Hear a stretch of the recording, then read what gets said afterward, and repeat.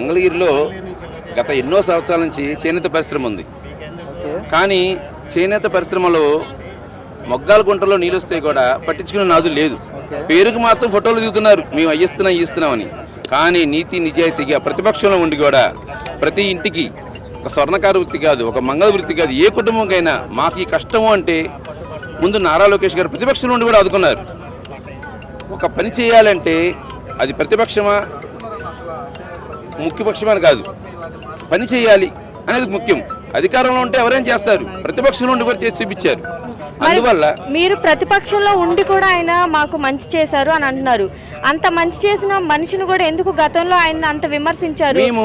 మేము చెబుతున్నాం. నేను ఒక డాక్టర్ దగ్గరికి వెళ్తే 5,000 ఓట్ల మెజార్టీతో నారా లోకేష్ని ఓడిపించారు, మీరు మంగళగిరి పాపంతులు అన్నారు. అదే డాక్టర్ గారి దగ్గరికి నేను వెళ్తే ఏంటయ్యా మంగళగిరి పరిస్థితి ఎలా ఉందని అడిగారు. మంగళగిరి పరిస్థితి ఎలా ఉందంటే, సార్ మేము చేసిన పాపాన్ని కడిగేసుకున్నాం, 90,000 ఓట్ల మెజారిటీతో గెలిపించాం. మేము ఈరోజు స్వర్ణకార వృత్తి వదిలిపెట్టి హోటల్ రంగంలో ఆ పనికి ఈ పనికి వెళ్ళాం. కానీ మరలా మా పనిలోకి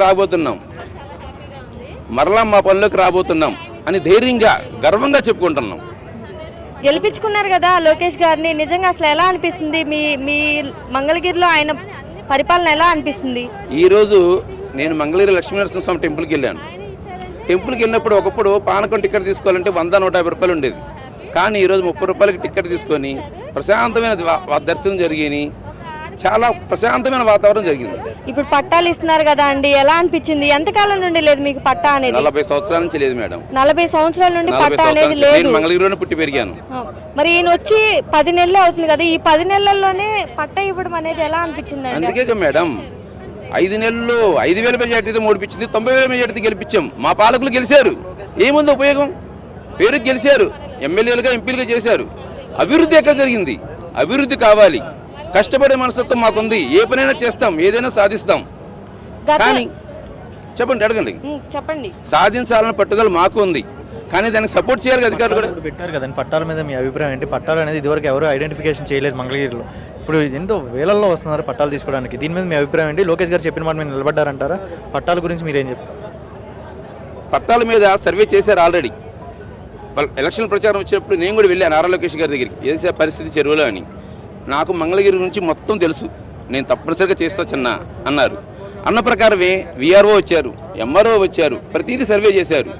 చేసుకొని ఈరోజు చాలా సంతోషంగా వచ్చారు అందరూ. బస్సుల్లో వచ్చి బట్టలు తీసుకొని ఇన్నాళ్ళ నుంచి మేము అనుకున్న కళ ఈరోజు నెరవేరుతుంది. అది మాటలతో చెప్పలేని ఆనందం.